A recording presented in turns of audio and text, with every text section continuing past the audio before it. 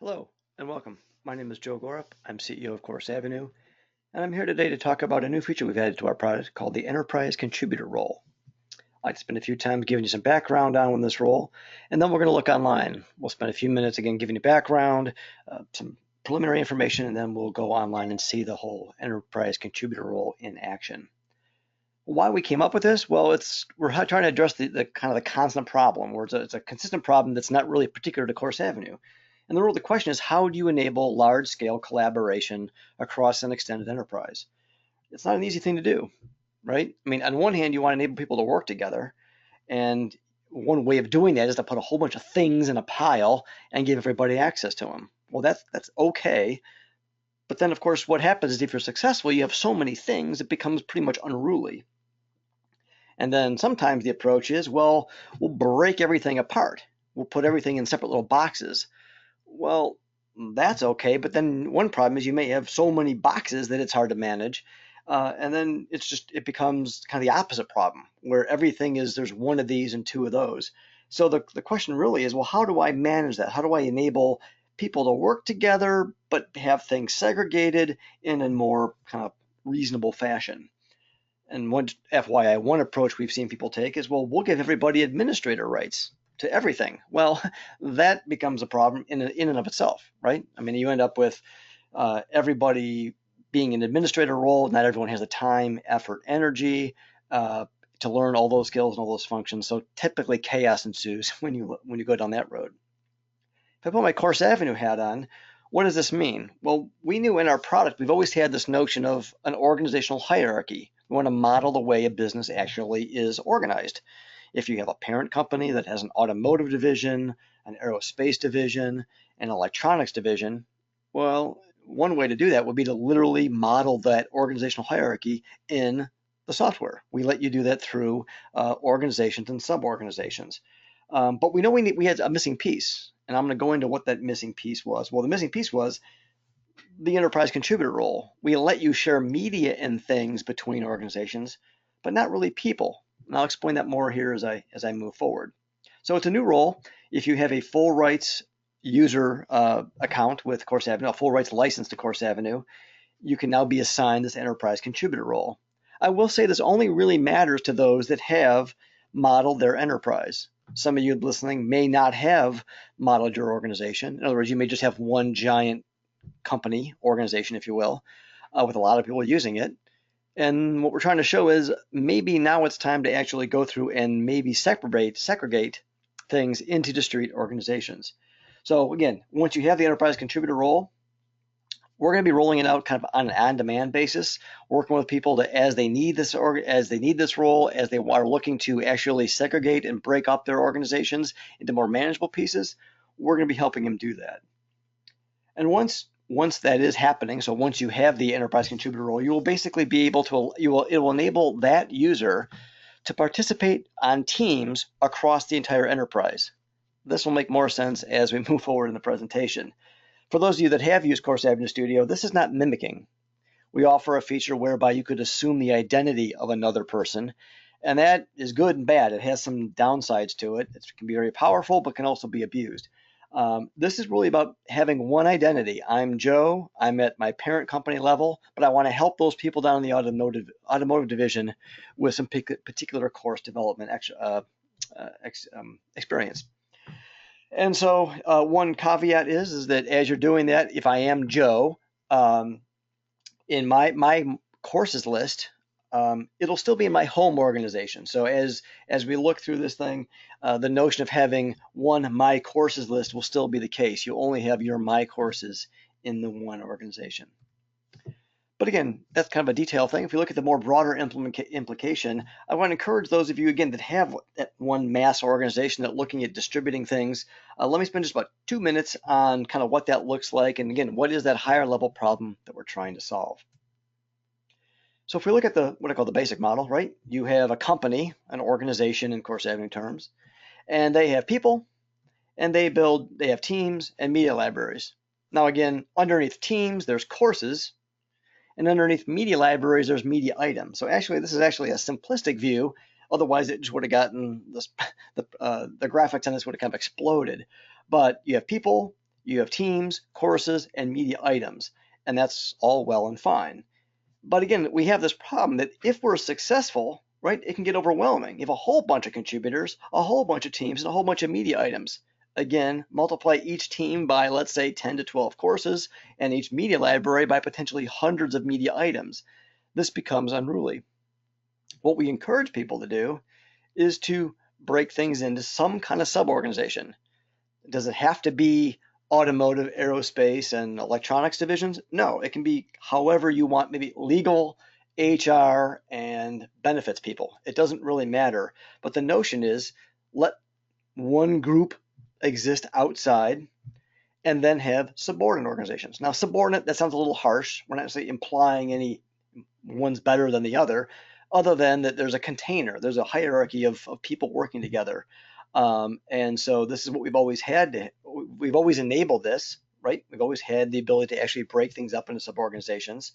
But what we're now adding is this ability to have enterprise contributors, whereby people, resources up here, right, in the enterprise level, can actually participate on teams. Maybe this guy's the legal person, or a really good HR person that's helping out build a course for HR down in this organization. Or they're just a talented graphics person. They can still be on the team, but be in their own, quote, home organizations. Now, as you probably know, for those of you that have used our product, right, we've always had this ability to share media across organizations. So just please keep that in mind. So if you do have purchased media, JPEGs, PDFs, or whatever that you want to share across the enterprise, that's always been there, right? But again, the problem we've had was that's been great, but we never really supported the notion of allowing people to actually live or work in these subordinate organizations. It was kind of a media only thing. But again, we're happy now that we've rolled this out, this new enterprise contributor function. We look at the scalability aspects of it. How big and wide and deep do you want your organizations to be? Well, this one enterprise contributor, this little guy up in the upper right-hand section, he may be able to help. Once he's an enterprise contributor at the top level, he can be involved in any of the other organizations. I guess we're missing one black line. He could be a contributor in, of course, sub-organization B there as needed.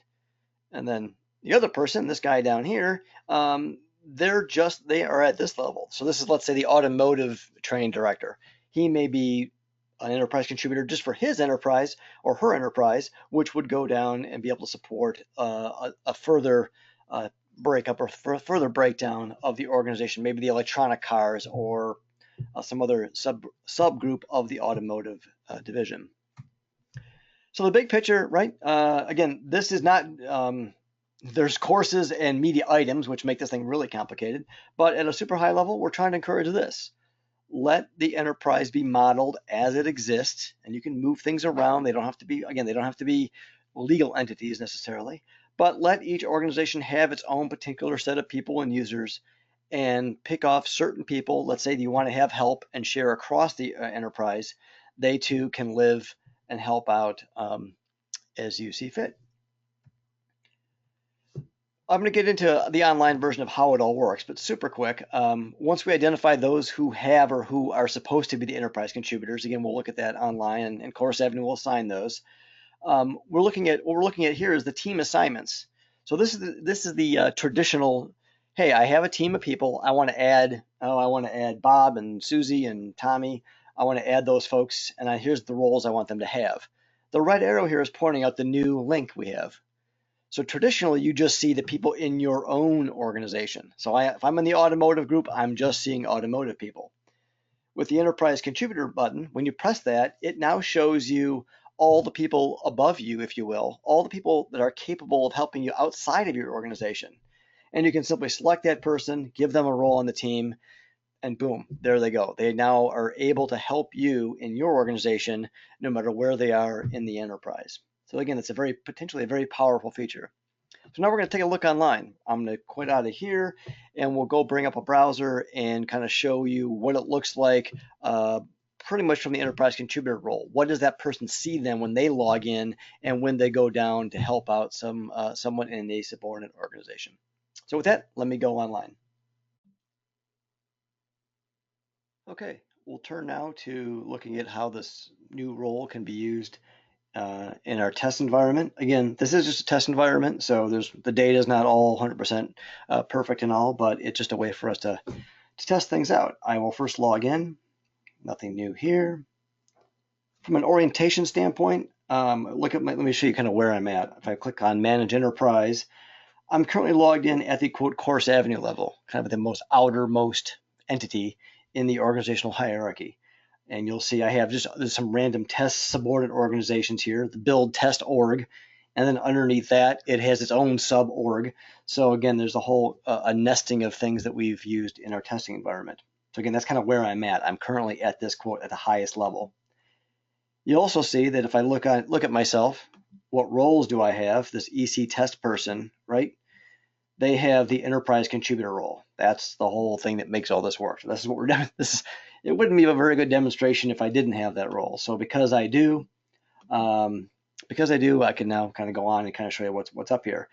Nothing's surprised here. Nothing's changed. Whatever role I have, this EC test person I have is an administrator. So you can see that there's a lot of things that I can do. I can manage my libraries. I can manage teams. Again, all at this higher level entity level. Build and manage courses. I don't have any because this is a test instance, but you kind of get the idea. This is like the normal CourseAvenue Studio thing. Now where it can get interesting is now let me kind of flex and show you how this enterprise contributor role works. If I go back to click Build and Manage Enterprise, I can click a subordinate organization. And when I'm in here, right, I can now do the things I could do in my parent organization. So if I could manage player skins, if I could set up teams, I can do those same things down here. Probably of particular note is if you look in the upper right hand corner, it shows my name and then it shows what organization I'm currently in. It's really important to kind of keep track of things, especially if you're someone who's going to be working in multiple subordinate organizations or multiple organizations. It's probably pretty handy to keep track of what those are. If I click on Build and Manage Courses, or let me just, before I do that, let me click on Manage Teams. So we have two teams, the presentation team and the safety team. And if we click on these, we can see the people, and you'll see that I have a guy in it's a test data. Napoleon is a course editor, and then you'll see this EC tester from the company CourseAvenue is a course designer. Again, this is me using or leveraging the enterprise contributor feature functionality. I've added this person who's not in my organization on this team. Now, how did that work? Well, let me just give a new safety team 2, just to differentiate it. Team 2. So I'm creating a new team. When I go to assign my people, assign members, I want Napoleon. I want him to be a course, a page editor. I don't want him messing things up.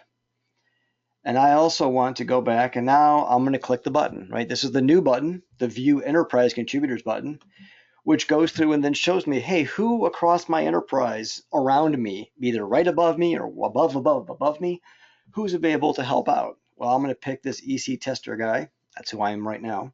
And I'm going to make myself a course designer on this team.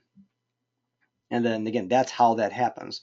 So if I hit close, so now I know that this user's on 3 different teams. I hit back.